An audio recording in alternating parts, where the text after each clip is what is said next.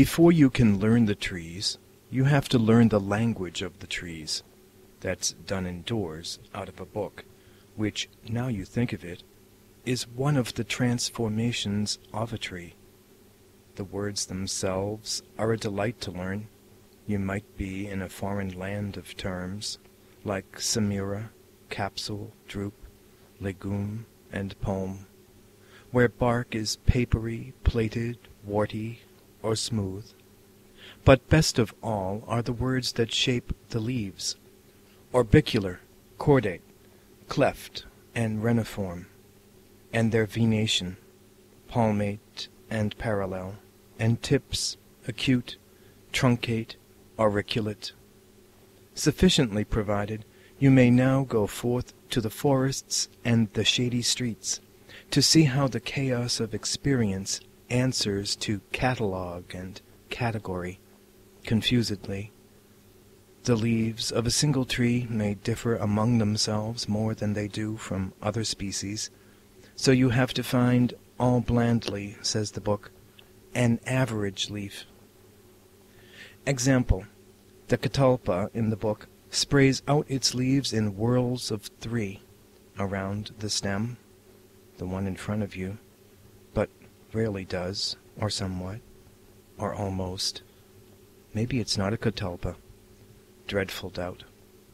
It may be weeks before you see an elm, fan-like in form, a spruce that pyramids, a sweet gum spring up in steeple shape. Still, peditemptum, as Lucretius says, little by little, you do start to learn, and learn as well, maybe, what language does, and how it does it, cutting across the world, not always at the joints, competing with experience while cooperating with experience, and keeping an obstinate intransigence, uncanny of its own. Think finally about the secret will pretending obedience to nature, but invidiously distinguishing everywhere, dividing up the world to conquer it. And think also how funny knowledge is. You may succeed in learning many trees, and calling off their names as you go by, but their comprehensive silence stays the same. The cursive crawl, the squared-off characters, these by themselves delight, even without a meaning, in a foreign language, in Chinese, for instance, or when skaters curve all day across the lake, scoring their white records in ice. Being intelligible, these winding ways, with their audacities and delicate hesitations, they become miraculous, so intimately out there at the pen's point or brush's tip do world and spirit wed.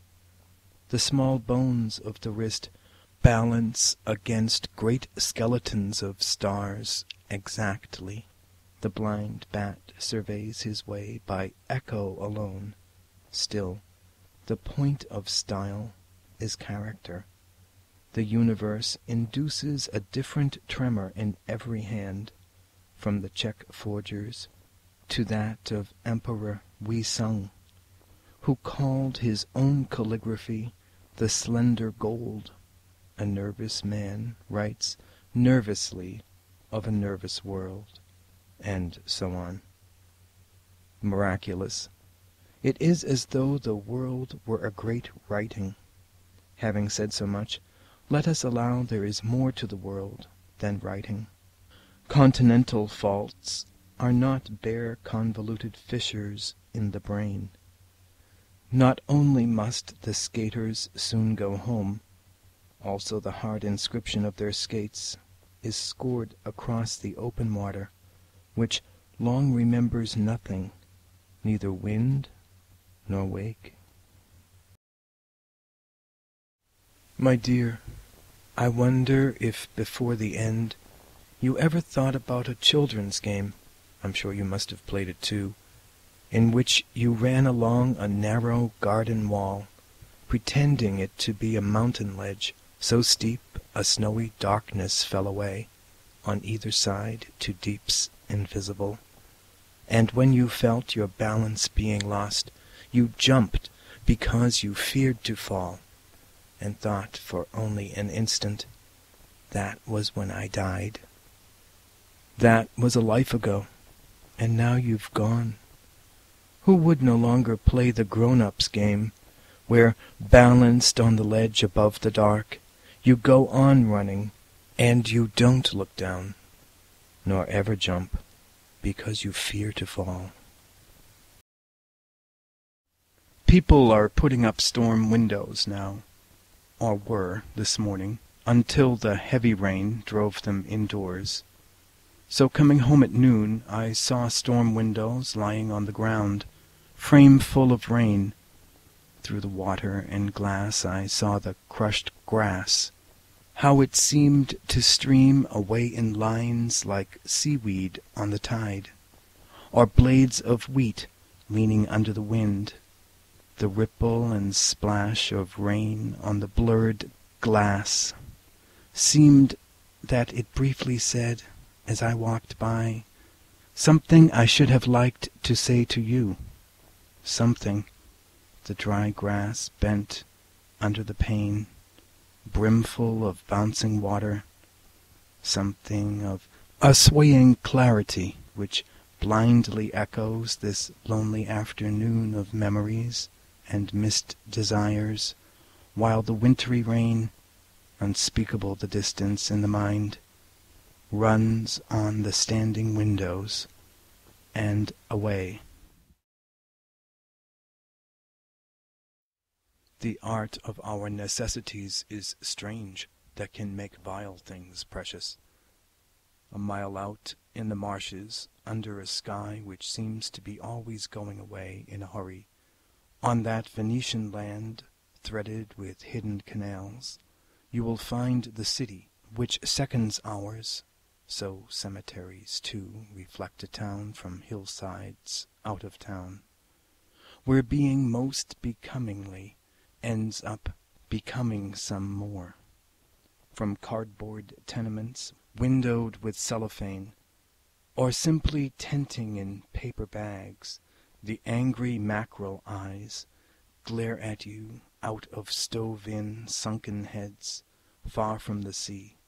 The lobster also lifts an empty claw in his most minatory of gestures. Oyster, crab, and mussel shells lie here in heaps, savage as money hurled away at the gate of hell. If you want results, these are results.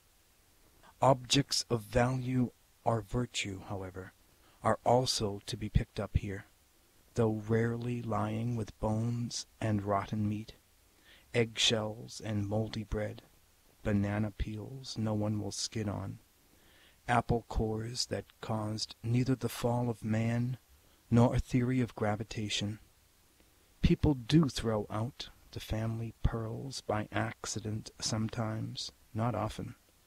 I've known dealers in antiques to prowl this place by night with flashlights, on the off chance of somebody's having left derelict chairs, which will turn out to be, by Hepplewhite, a perfect set of 6, going to show, I guess, that in any sty someone's heaven may open and shower down riches responsive to the right dream, though it is a small chance, certainly, that sends the ghostly dealer, heavy with fly-netting over his head, across these hills in darkness, stumbling in cut-glass goblets, lacquered cups, and other products of his dreamy midden penciled with light and guarded by flies.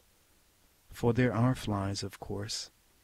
A dynamo composed by thousands of our ancient black retainers hums here day and night, steady as someone telling beads, the hum becoming a high whine at any disturbance, then settled again.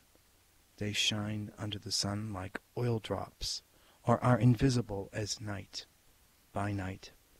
All this continually smolders, crackles, and smokes with mostly invisible fires, which, working deep, rarely flash out and flare, and never finish. Nothing finishes. The flies, feeling the heat, keep on the move. Among the flies, the purifying fires. The hunters by night acquainted with the art of our necessities, and the new deposits that each day wastes with treasure. You may say there should be ratios. You may sum up the results if you want results. But I will add that wild birds, drawn to the carrion and flies, assemble in some numbers here, their wings shining with light, their flight enviably free, their music marvelous, though sad and strange.